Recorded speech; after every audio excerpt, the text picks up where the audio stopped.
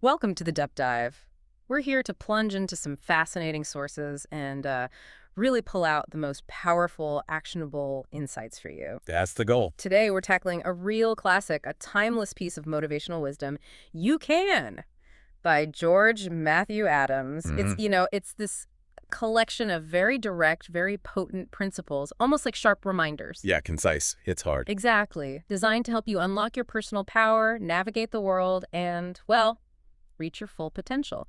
So, okay, let's unpack this. Let's do it. Adams kicks things off with this core belief. It really sets the scene. He says, you can make of yourself anything the germ of which lives within you. Wow. Straight out the gate. Right, and he follows that with 100% of the stock in your personal corporation belongs to you. Total ownership. That idea of total ownership, it's incredibly powerful, isn't it? It's more than just, positive thinking. Oh, yeah.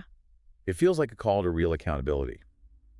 Adams is basically forcing you to see that power starts inside with that germ of potential we often ignore. Right, that internal spark. And the foundation for using that control, he calls it will. Calls it the greatest task in life. The greatest task. Not easy, then. No. And crucially, it's not just about thinking. He says, ACT the think. Rack the think. I like that. Yeah.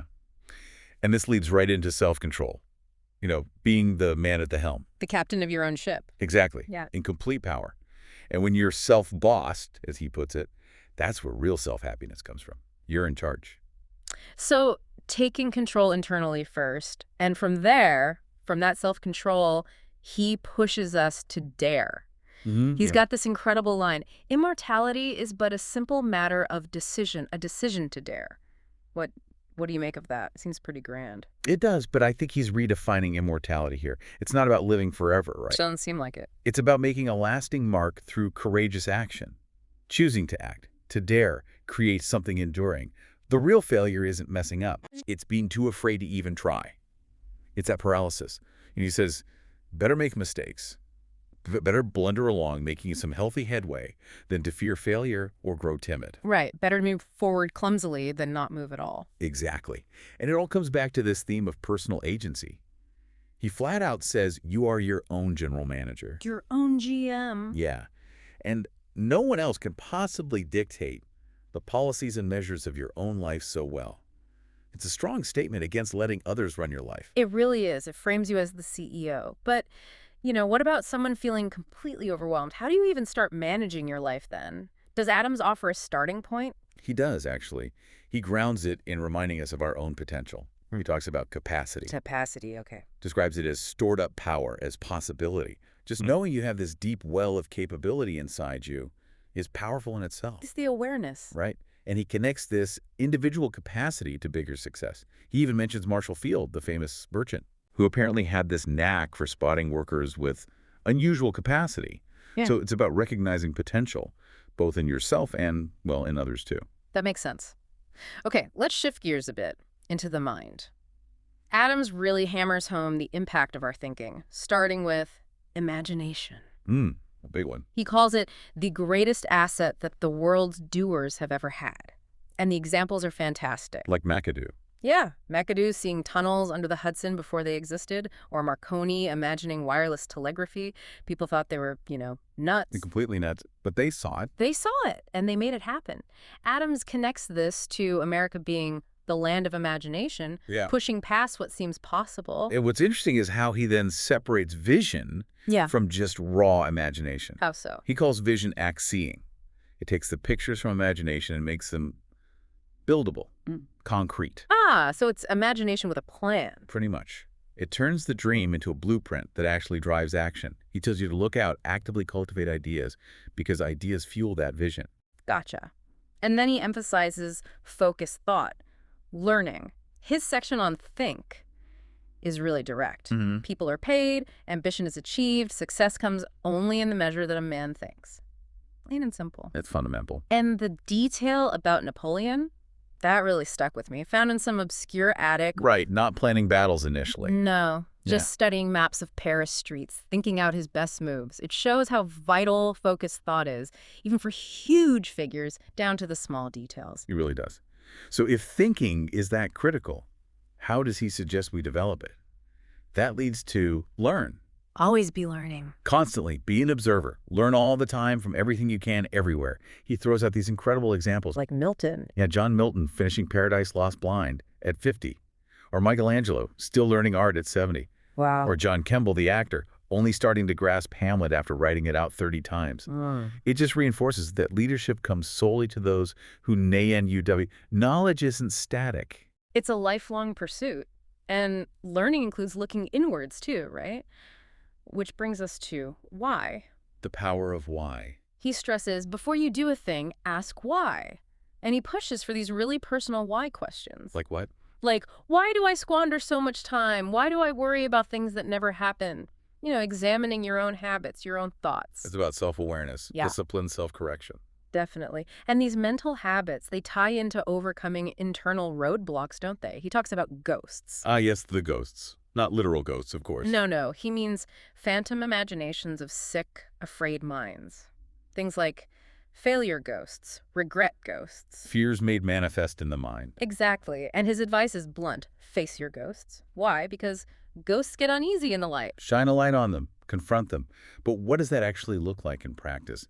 Just acknowledging them. That's a good point. He's very direct, maybe sometimes too direct for deep-seated issues, but his focus seems to be on the action, the facing, rather than deep psychoanalysis. Right, it's a very action-oriented philosophy. And speaking of overcoming negativity, he pulls no punches with excuses.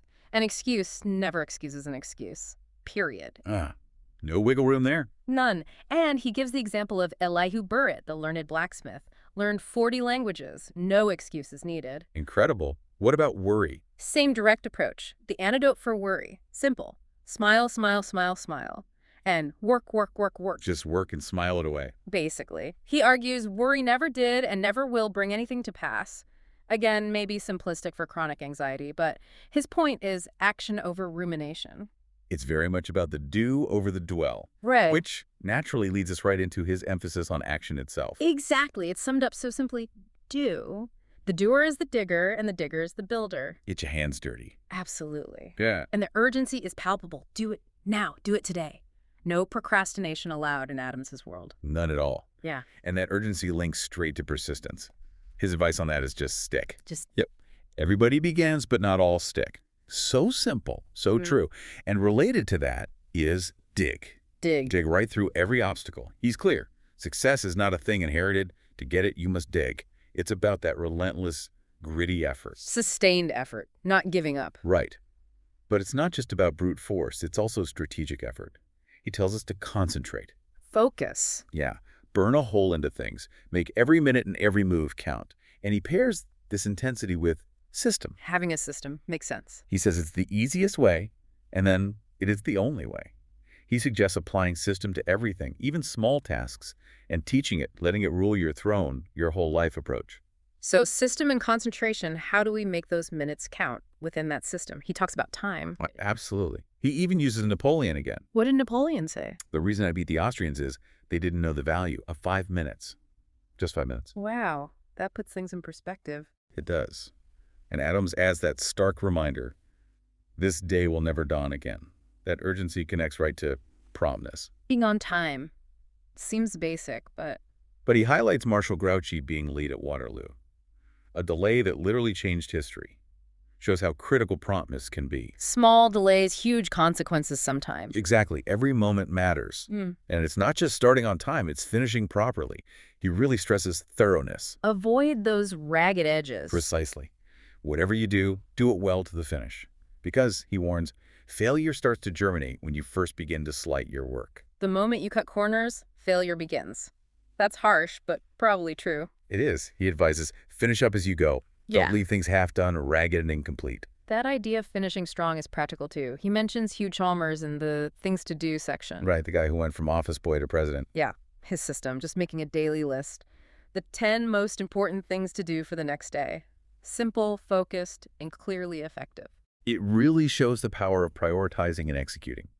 And finally, to really drive home the connection between action and growth, Adams uses the concept of use. Use it or lose it. Essentially, yes. Use is growth. His analogy is striking. Hang your arm to your side and let it remain there over a long period and it will wither away. That's a powerful image. It is. Non-use means decay. Constant practice, constant application. That's how we grow and keep our skills sharp. Okay, so we've covered self-mastery, the mind, action. Now, Adams shifts towards the inner foundation, starting with character. Fundamental. He quotes J. Pierpont Morgan, who apparently said under oath. Under oath. Wow. Yeah, that character is the only gauge of a man. Physical assets are therefore of secondary importance. Character over cash. Pretty much. And Adams adds reputation may be besmirched, but not character. Reputation is what others think. Character is who you are. That's a crucial distinction. And how does that character show up in the world? He talks about sincerity. Being genuine. Right. It makes your character genuine, builds trust, and similarly, frankness. Being direct. Saying what you honestly think exactly as you think them. Always looking the other fellow in the eye. He says it's the only right course between all people. Builds real connection, even if it's tough sometimes. That authenticity, that fairness, it leads right into his 50-50 principle, doesn't it? It does. The idea that no man in all this world ever rightfully gets more than he gives. And it's not just about money. Not at all. It applies to service, relationships, everything. He argues that conflicts in business, homes, friendships, they all stem from a lack of this 50-50 balance, a lack of mutual give and take. It's a call for fairness, for equity in how we deal with each other. Exactly. And this outward focus, this giving, connects to service. Honor your job, he says. And he climbs highest who helps another up. Helping others helps you. Right. And also crucial is appreciation. He says it's like oil on the dry, worn parts of a machine. It's an actual necessary food. We need to recognize and value others. Both giving and receiving appreciation. That makes interactions smoother, better. Definitely. Which leads naturally into just positive interaction, like the simple act of a smile. He calls it the headlights of success. Yeah, and notes that a failure doesn't want to smile and can't. It's almost like smiling itself is an act of success, or Right. at least enables it. An outward sign of an inward state, perhaps. And then there's boosts. Boost everything. Boost your town. Boost your business. Boost your friends. Be a promoter, not a knocker. Exactly. Be a builder. Actively counteract negativity. Lift others up. That's leadership, according to Adams. It fosters such a positive environment. And he takes this deeper with friends. Friendship, key element. His take is simple. To get a friend, you must be a friend. Be the friend you want to have. Makes sense. And the example he uses is fascinating. Carlyle and Tennyson. Right. Sitting together for hours, apparently in total silence. In silence. Yep. Yet both felt inspired and uplifted just by being near each other. It speaks volumes about the depth of real friendship beyond just talking. Presence itself being powerful. Wow. And then, maybe the most personal part of the book, he dedicates a whole section to your mother. That's unexpected in a book like this. It really stands out. He calls her your greatest asset, says that even when things are terrible, bankruptcy, despair, returning to your mother, physically or just in thought. Offers glorious sunsets. Yeah. And he states, the measure of your success will be the degree of honor you pay to your mother and to motherhood.